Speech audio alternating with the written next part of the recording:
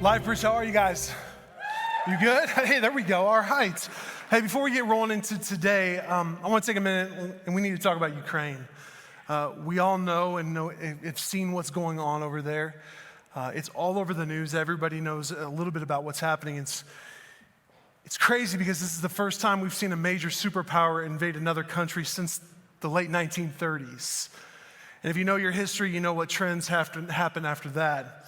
So we want to take some time praying specifically for what's going on and then also the church. First of all, the church. Man, I know a couple Ukrainians that are pastors, they're friends of mine. I saw a video from one of their churches this morning, and they were huddled up in a small room. It was packed in this little small room, and they were all on their knees singing. And every single one of them had a smile on their face, too. We want to pray for the church. There are also churches in places like Poland, in the Czech Republic, and Bulgaria, places where refugees are already going to. And I don't know if you know this, I've spent some time over there before, and a lot of times we hear Europe and we think the church is, oh man, that's struggling. Yeah, that can be true in parts of Western Europe, but actually for like the last 20 years, God has been really stirring up the church in Eastern Europe. There's some really cool stuff happening in Eastern Europe. So now, with Russia invading Ukraine, this is an opportunity for the church to shine. This is when the church, this is what we do. Like we step up. Like first century Rome, when the church was there and there was persecution, there was wars that were still going on with the Roman Empire, when plagues were happening in the first century, everybody else ran from Rome. It was the church, it was the Christians that ran right into the fire. And that's what we get to do. So we want to pray for the church that it would be lifted up, that it would be protected, that people would know Jesus out of this, that it would be taken care of. And then we want to pray for what's actually happening. Man, God's hand is a whole lot stronger than Putin's. It's a whole lot stronger. And there's actually millions and millions of Russians. We want to pray for them too. There's millions and millions of Russians that are against this. And I don't know if you've seen some of the demonstrations. They're being arrested because they're opposing this war. So we want to pray against that because our God is bigger. He's a whole lot stronger. And one of my favorite verses is Genesis 18:14. And it's God's talking to Abraham, and God asks a rhetorical, almost sarcastic question, which I love when God does that. He says, is anything too hard for the Lord? The answer is no. So a war in Eastern Europe is not too hard for the Lord to intervene. It's not too hard for him to bless the church. So we get to do that right now. Every single church is just a small embassy of the kingdom. We're just a small embassy of the kingdom. That's all LifeBridge is. So we want to pray for the churches, the little small embassies all over Ukraine and Eastern Europe. And as they're going through something that we've never experienced before, that the world hasn't seen in about 90 years. So let's just take some time and pray for them and pray for what's going on, okay? Father, we want to lift up what's happening in Ukraine right now. First and foremost, we ask that you would stop it, that you would stop the Russians, that you would turn them back, and they would go back across their border, and that this would be done. No more destruction, no more death, no more displacement. Take care of this, God. We know that you can intervene. Pray that you would also be with the Russians too. The ones that are against this, that they would not be silenced, that they would not be persecuted. And Father, I pray that you would just mess with Putin.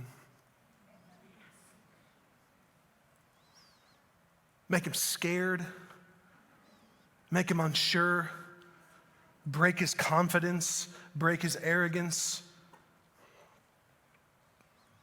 Don't let thousands die at his hand. And Father, we pray for the church in Ukraine specifically. Would you just, man, let it shine. I pray that you overwhelm those churches in that country with your presence, that it is felt, that you would protect them emotionally, mentally, spiritually, especially physically. That you would take care of the refugees and other countries that have churches that are going to receive people like Poland or the Czech, that they would have everything that they need, and that you would actually get incredible glory out of this, that this actually might be a start of a revival in that part of the world. You can do that. It's not too hard for you. We trust you. Let us be prayer warriors for our brothers and sisters in the other part of the world that we've never even met. And just remind people what our perspective is, that we look to you. And then even though this light momentary affliction is here, that's all it is. 2 Corinthians 4 says it's light and it's momentary. Let us fix our eyes on what's eternal, like you say. Intervene here, God. We love you. We trust you. In Jesus' name, amen. So hard shift from that to today, okay? Last week we started a series called Deep Sixth. That's not really a term that we're very familiar with, so let me set it up for us. Deep sixth was a nautical term, and it referred to the depth of 6 fathoms. It's about 36 feet underwater. And this is all before sonar, and what would happen is if you were in water that was at least 36 feet deep, at least 6 fathoms, and something went overboard, it was considered impossible to recover. It just wasn't going to happen. So to deep six something was to get rid of something that you don't ever want brought back up. And this concept applies to more than just sailors throwing things overboard. Let me give you a couple examples. Maybe you want to deep six that time when you hit reply all. We've all done it, right? It's okay. Let's just confess it, get it out on the table. You want to take that time back. That wasn't good. Or maybe you want to deep six some awkward pictures of you at a stage of life that you don't want anyone to have or ever see. That happened. Oh, thank you for saying "aw," because that's me at 10 years old. Look at that matching sweatsuit, right? The Urkel glasses, rocking the comb over. It's on the internet. It's never getting deep six. It's never going away. One more example. Rose deep sixed Jack. She absolutely did. Don't try to tell me that there was room on that door. There was. She was selfish, and he lost his life because of her. And some of you are like, what are you talking about? Door, Rose, Jack. It's a Titanic reference, okay? Well, speaking of Rose and Jack, that's actually another reference to what deep six means. That's also a reference to a burial at sea. And this is a practice that still goes on today. We've done this ever since people started going to sea. People being buried at sea. You'll see this a lot in war times, right? Navies will take a soldier or a Marine or a sailor who has been lost, and they will bury their remains at sea. They will take what was lost and bury it in a watery grave. And we do the same thing, or at least we're tempted to do the same thing. We're tempted to take what we've lost and let's just bury it down deep. I'm gonna deep six this bad boy. That way I don't have to think about it. That way I don't have to deal with it. I can just move on. Because maybe that's a little bit easier. Like every single person has experienced loss before. You've experienced loss. I've experienced loss. We all have. And maybe that loss was incredibly hard for you. Incredibly hard. You can't avoid loss in life. Like we all know that loss is a part of life. And with loss comes grief. And just like last week, this is a topic that we just don't like to talk about. Let's just avoid this because maybe it's just a little too uncomfortable. It's too painful to think about loss and grief. Or I've made it this far without having to deal with it, so why stop now? Why can't we just keep moving forward? Let's go on. I don't want to deal with this, or maybe you don't even know how to deal with this. Like maybe you don't. Like wherever you're at with grief and loss, when you experience it in the future, you can't avoid it, but you do have a choice what you can do with it. You got 2 options. Number 1, whenever there's loss, you can deep six it. You can bury it. Again, because maybe you don't want to deal with it, or maybe you don't know how. That's one option, and with that option, there are effects that come from it. The second option is that you can go through the process, and there are effects that come from the process. Regardless of where you're at with grief, regardless of what you will experience in the future, and you can't avoid it. But we try to over and over again because that just feels safer. It feels much safer, but grief is a process. So easily, though, we have this impression about grief. We have this perception that it's something different than it actually is. We adopt this perception that grief, you know what, that just means to forget. It doesn't. Or that grief is a sign of weakness. It's not. Or grief is bad because it's harmful, because it's painful, it must be bad. Well, just because something's bad doesn't mean, or it's painful, doesn't mean that it's actually bad for you. I mean, one of the adopted and accepted deceptions of today is everyone should be risk averse. That way we won't experience loss. And if something is uncomfortable or something is painful to you, then it must be bad. Well, if you adopt that way of thinking, then you are going to avoid anything that makes you uncomfortable, including grief. And grief only becomes a bad thing when we try to deep six it, when we try to avoid it. It's a natural reaction to loss, and it's a process. It's the process of learning to live with loss. It's the process of letting shock turn into a new reality. It's the process of exercising emotions because they absolutely need to be exercised. It's the process of pain turning into peace. And it's also the process of learning to trust God, maybe even learning to trust Him again. You can actually go through this process and have great purpose come out on the other side. Absolutely you can. But before you go through it, you've got to be honest with yourself about what you actually need to grieve. And maybe that sounds ridiculous. What do you mean? What do I need to grieve? Like, I know we grieve when someone dies and that's it. It's easy to think that. And as a pastor, I've seen this over and over again, people confused and not knowing what they actually should be grieving. Because we reserve it usually only for death. Like, we think that grief only comes when someone dies that you know or you love and that's it. But there are plenty of other things. There are plenty of other causes for grief. Maybe it's the loss of a relationship, or it's the loss of a dream. It's the loss of a season of life. Loss can come from rejection or disappointment or failure or being ignored or not being liked. There's all forms and causes of grief. So the question you've got to answer is, what do I need to grieve?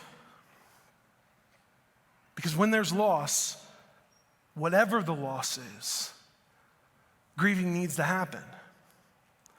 So maybe for you it's a job. Maybe you lost a job, got laid off, got fired, whatever. Or you didn't get the job that you hoped for. There's loss there. Or maybe it's a dream. You had this dream of doing something or going somewhere, or being part of something and creating something, but for whatever reason, that dream is lost. Is that what you need to grieve? Maybe it's your spouse. You lost your husband or you lost your wife. And the pain of that is, or you lost a child. I can't even imagine how painful that is. Or maybe it's a miscarriage. Far more people have miscarriages than we ever talk about. Kelly and I have experienced that. It was years ago, and it still feels like somebody's missing at my dinner table. Or change. Maybe it's from change. Remember, people usually think that nobody likes change. That's not true. People don't have a problem with change. What really is the issue is people are afraid what they might lose with change. And whenever there's change, there's some level of loss. We've all experienced that the last 2 years, haven't we? It could be good or bad change. There's some level of loss with that. So do you need to grieve the loss that's come from change? Or maybe it's a friend. If you lost a friend or friends for whatever reason, that's something that we had to grieve moving to Colorado. We were leaving friends that we had for years, if not decades, that we had invested in. Now, of course, they're still our friends, but what we lost was getting to live out that friendship and enjoy it because now we're 1,100 miles apart. Or possessions even. 1,000 homes were burned to their foundations in the Marshall Fire. Like, can you imagine just losing your home in a matter of minutes? It's gone. And on top of that, all your possessions. Now, stuff can always be replaced, right? But not possessions that represent memories. That's a loss. Maybe that's what you need to grieve. You cannot avoid loss in this life, whether it's the loss of a relationship, loss of a dream, loss because of change, or loss of someone you love. You cannot avoid loss. All you can do is you can deep six it, or you can grieve it. The choice is yours. And when you are grieving, when you are experiencing loss, and when it happens in the future, just know that you're not alone. Because something that I think that we forget, or maybe we just gloss over it, is that Jesus knew grief more intimately than we ever will. But wait a second, Matt. I lost my spouse at a young age. Or I had to say goodbye to a child. Or I lost my career that I spent so much time and energy building up, and I lost it because somebody else did something shady. How would Jesus know what that's like? Totally get it. That's an incredible level of loss. That's tough. but he can identify and he can relate to you. Isaiah 53 gives us a heads up on this. He, meaning Jesus, was despised and rejected, a man of sorrows, acquainted with the deepest grief. We turned our backs on him and looked the other way. He was despised and we did not care. Why a man of sorrows? He's Jesus. He's the Son of God. What's he got to be sad about? Like Jesus, for some crazy reason, if you're sad about something, can't you just snap your fingers and it's gone? And acquainted with the deepest grief. Again, why? Jesus, you're God. Cheer up, bro.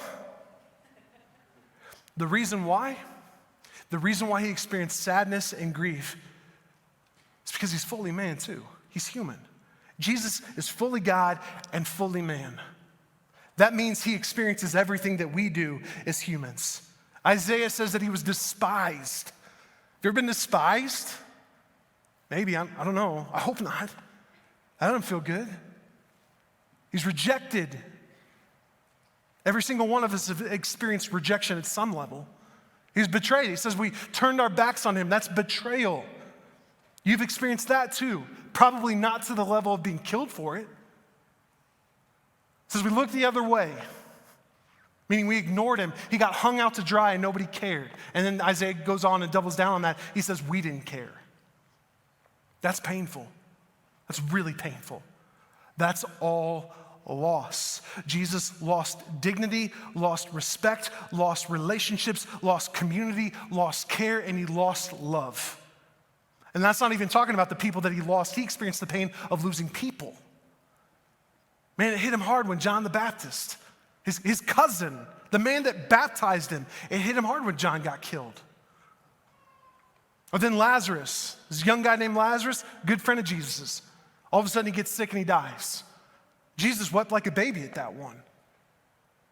And that's not even including the sadness and grief that came with the cross. The point is, all of that loss, pain, sorrows, and grief, all of that was to show you his humanity, because once you understand what he experienced, then you can understand how he can look at you and your loss and your sadness and your grief and say to you, I get it. I get it. Oh, I know how that feels. Man, that's painful. You're not alone. You're not crazy. I know where you're at. I know how that feels. He gets it. So Hebrews 4 says this, for we do not have a high priest. High priest is Jesus. For we do not have a high priest who is unable to sympathize with our weaknesses. Does grief and loss feel like weakness? I feel weak when I experience that, absolutely. But one who in every respect has been tempted as we are, yet without sin. Let us then with confidence draw near to the throne of grace, that we may receive mercy and find grace to help in the time of need. Whatever your loss, whatever your grief, we have a God who can look at you, relate to you, and say, I get it, I know what it's like. And he knows exactly what mercy, grace, and help you need. All we have to do is have the confidence to go to him for it. Jesus didn't deep six his grief. He went through it for you. But it's so easy for us to not follow his lead on this. Because our tendency, just like with shame, our tendency is to take our grief and just bury it. I'm gonna deep six this thing into a watery grave because maybe that's easier. That seems more comfortable. It seems safer. I don't wanna have to deal with this. I don't even know how to deal with it. So we deep six it. It feels like if we do that, we can just skip over grief. But whenever you skip over grief, you end up deep sixing yourself. Whenever you deep six and try to skip over grief, you actually go straight to anger every single time. Let me give you an example. 2020 and 2021. Y'all remember what the language was like, the rhetoric that happened at the very beginning of the pandemic? It sounded like this. We're in this together. Like, we got this. We can make it through this. We are in this together. There was so much unity at the very beginning. Is that how it feels like it is today? You can say it louder. Is that how it feels like it is today? No. Why? The answer is we skipped over grieving what we lost. That's the reason why there's so much anger the last 18 months. We skipped over what we lost or what we were losing in the pandemic. Because what we lost, everybody lost something. What we lost was stuff that we've never experienced before. None of us have. We lost community. We were isolated for months, if not years. I'm still meeting people every weekend that are saying, hey, it's my first time back since March of 2020. And if that's you, man, that's awesome. Welcome back. We lost the ability to do things like go to a restaurant with friends and family members, or go to a movie theater, or go to the grocery store and not worried about who touched what. Like some of you are germaphobes and you've been worried about that your entire lives, but for others, like you started to have to think about that stuff because we didn't know. Or we lost the ability to go into public and not have to wear something over our face. There were so many things that we lost that were changing in real time that we hadn't experienced before, and we just thought, hey, let's be together, let's push through this, we'll get over it, and never took the time to acknowledge this is what we're losing right now, and this is painful. That's why we went straight to anger. That's why there's still so much anger today. It's easier to skip. Maybe that won't stir up pain. Maybe that's more comfortable. Maybe it's safer. It's much easier to skip grief, and it's much more consequential too. When you deep six grief, when you deep six your loss, you'll jump straight to anger, but it will also stunt your growth. It'll hold you back. It'll hold you down. I mean, you can't go forward unless you're growing, and you can't grow unless you're healed. Let's just say this. Let's say you broke your leg. You break your leg. Are you just going to ignore that? Probably not going to ignore it. You know, I have a compound fracture. It's really not that bad. It's just a flesh wound. Like, in fact, it's not even affecting my everyday life. It's no big deal. Anybody want to hike a 14er next week? You're not going to do that, right? You can try. You're not going to get very far. And man, that's going to hurt. On top of that, you're going to cause more damage to your leg and damage to other parts of your body that are compensating for your broken leg. You cannot skip the healing process. You can't just say, oh, my leg's good now. It takes time. And in the end, your leg's actually going to be strong or even stronger than it was before you broke your leg. Grief is the exact same way. You can't skip the healing process. You can't. If you do, it's going to cause more pain. And it's going to hurt other areas of your life that you don't even realize because you're compensating for this pain that you've deep sixed. There is no accelerator button on this. But if you go through the process in time, it will heal. And in the end, you will be as strong, if not stronger than you were before, whatever it is that you lost. You can try to avoid, or you can go through the process. But if you deep six your grief, it's going to deep six you. So let's take this up to another level. Because the gospel actually has a lot to say about grief. It does. Jesus was deep sixed. Despised, rejected, abandoned, then nailed to a cross naked so we could all watch and mock him. Then he gets put in some dude's tomb for 3 days. But that was temporary. Jesus was deep sixed, but he was brought back up. And that is great news for your grief. Okay, cool, Matt, but how does that have anything to do with my grief? What's that have to do with my grief? Great question. Thank you for asking. Here's the truth that we tend to just skip over or forget. The gospel redefines grief. The gospel completely redefines grief. First, now grief has a buoy. It has a buoy. Look at 1 Thessalonians 4. And now, dear brothers and sisters, we want you to know what happened to believers who have died so that you will not grieve like people who have no hope. For since we believe that Jesus died and raised to life again, we also believe that when Jesus returns, when, not if, when he returns, God will bring back with him the believers who have died. We don't want you to grieve like people who have no hope. That's saying there's a difference.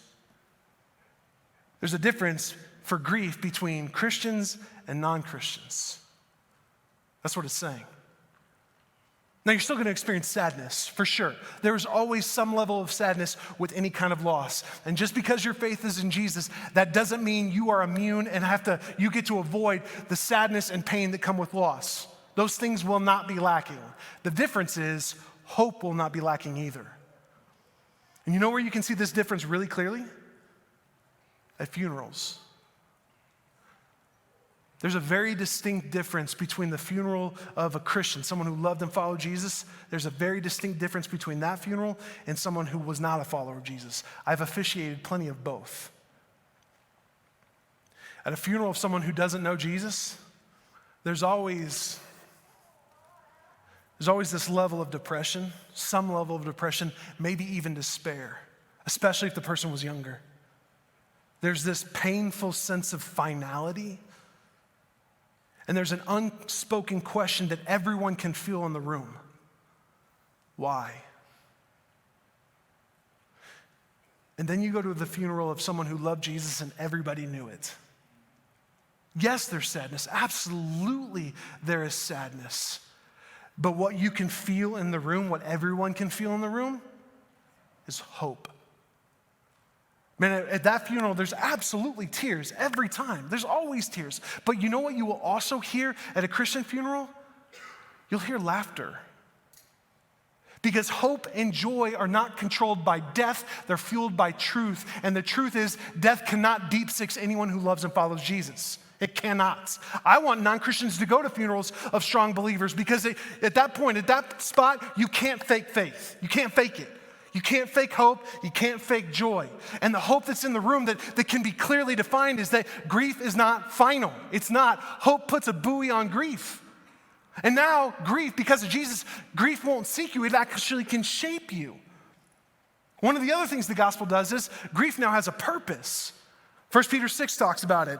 Though for a while now, if necessary, you have been grieved by various trials, so that the tested genuineness of your faith, more precious than gold that perishes through tested fire, may be found to result in praise and glory and honor at the revelation of Jesus. If necessary, you have been grieved by various trials to test your faith. When you experience hard times, when you go through trials, when you experience loss, not if, when, that will either sink you or shape you. And you get to choose which one. Here's the thing. Loss is a great revealer of what you really believe. Put your cards on the table. I mean, do I believe that this is all a joke? That there is no purpose to this pain at all, deep six, whatever, I don't care. And there is no God. Is that what you believe? Or do you believe that God is in control? That he's not caught off guard by this loss? And that he does have a purpose, even though I might not be able to see it, I don't understand it, and I certainly wouldn't choose this. I trust that Jesus has a purpose and that he's gonna make me a stronger person on the other side of this.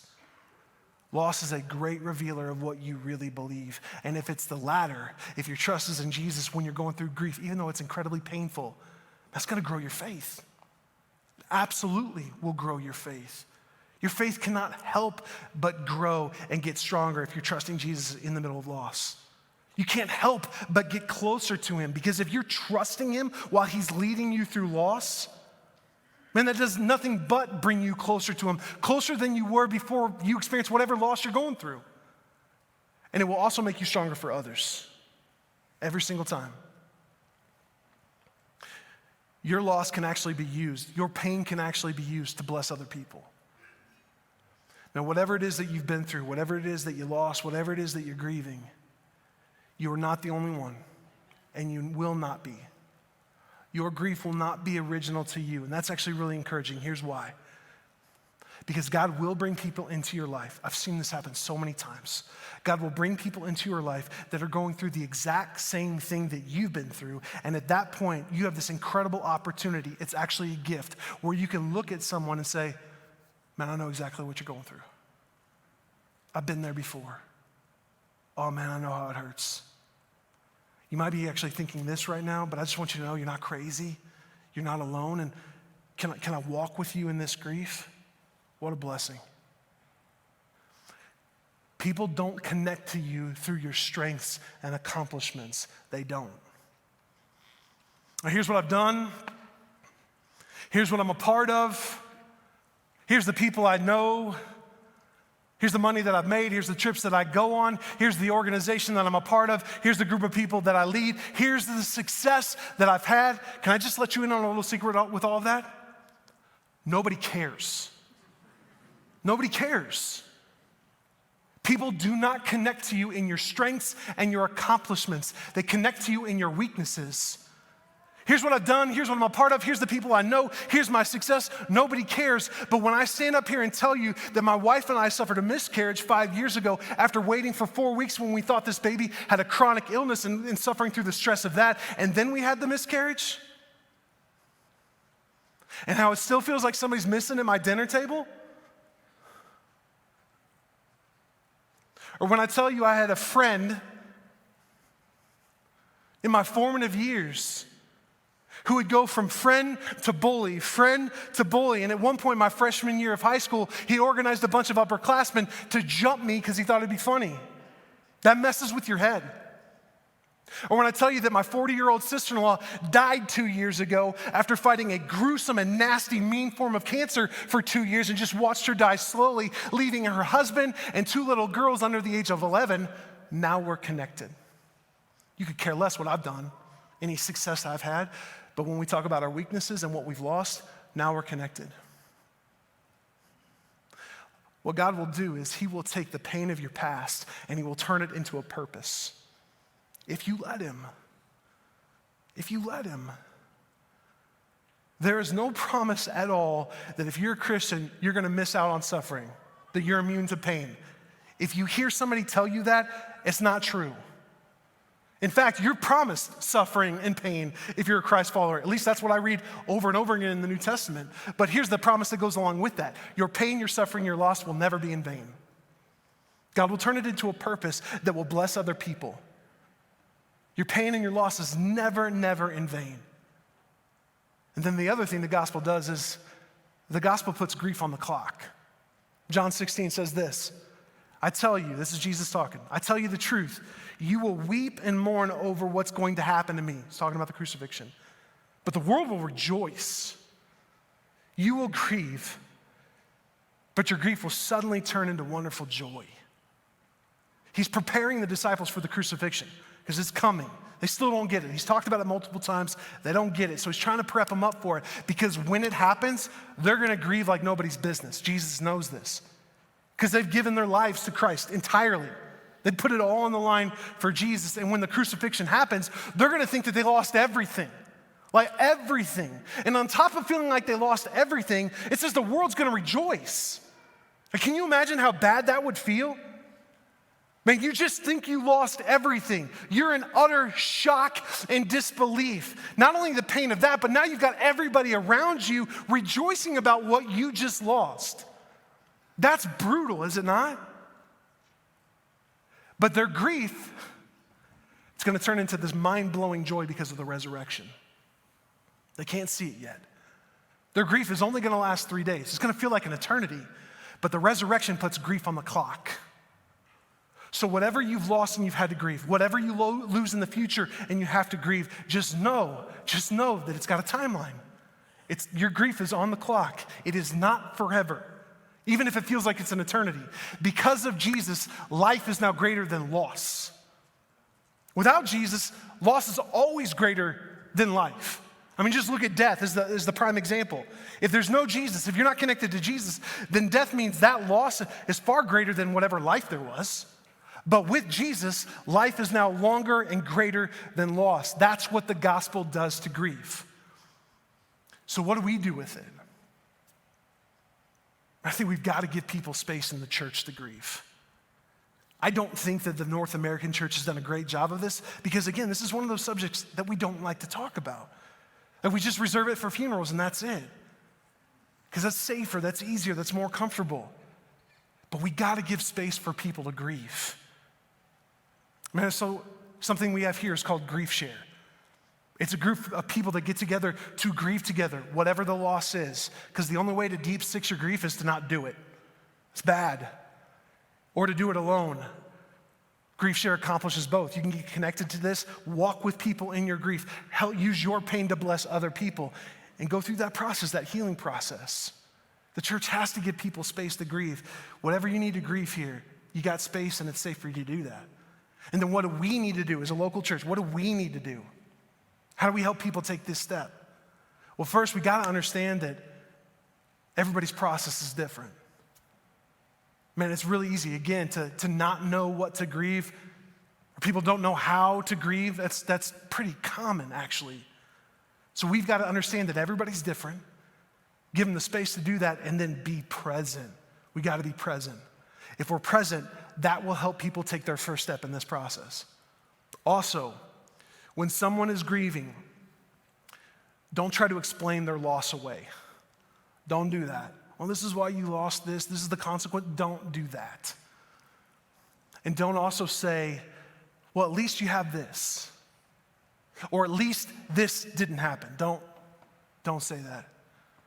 I know that's always out of good intention. Almost always that's meant to help, but it's not helpful at all, and usually it stirs up more pain. So instead, just acknowledge someone's pain. Absolutely. Acknowledge their pain, acknowledge their loss, but don't try to explain it away. And if the words "at least" come out of your mouth, let that be a trigger to stop right there. Because maybe one of the best things that you can say to someone who's grieving is to say nothing at all.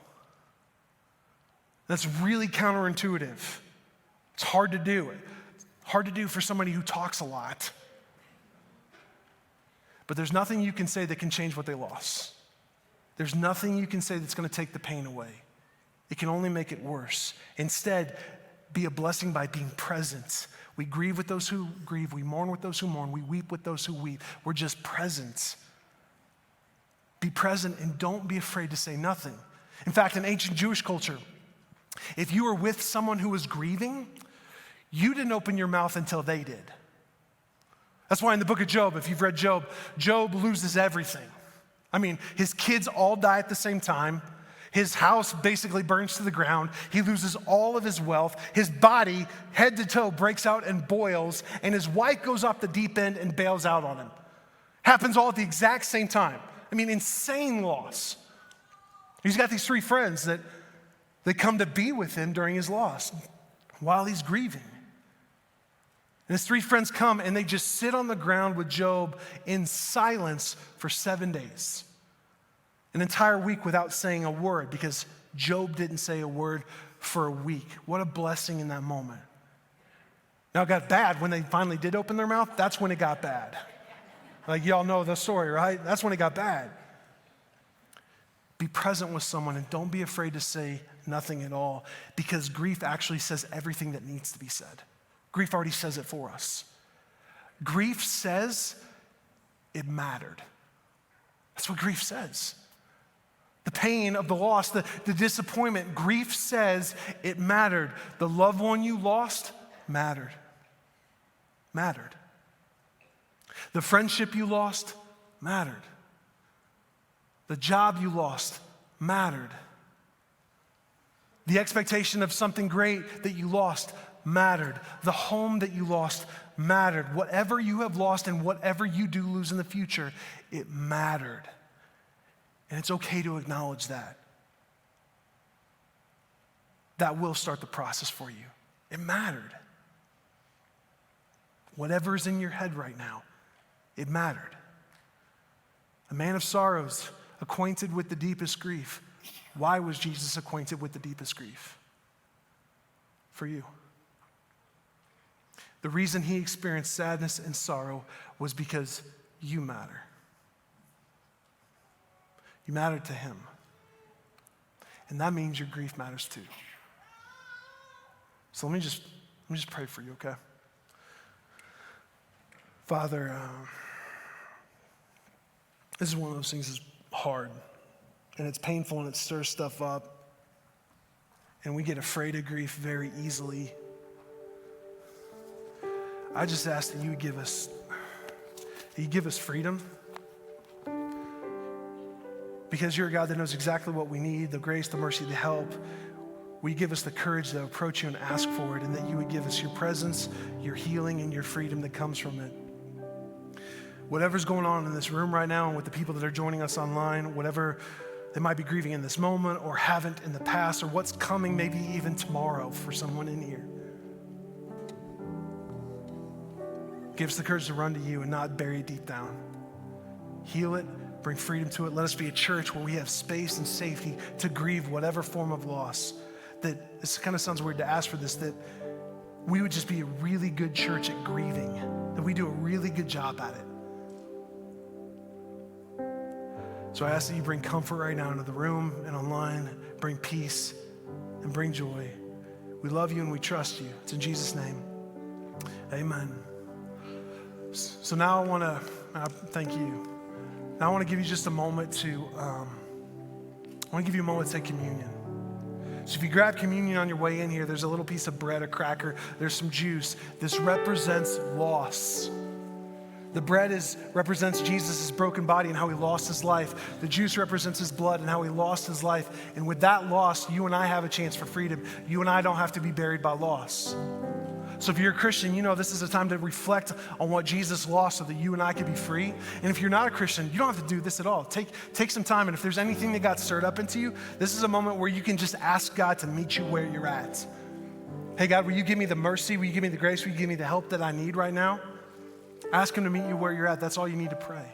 So take some time and celebrate the fact that he lost so that we could win.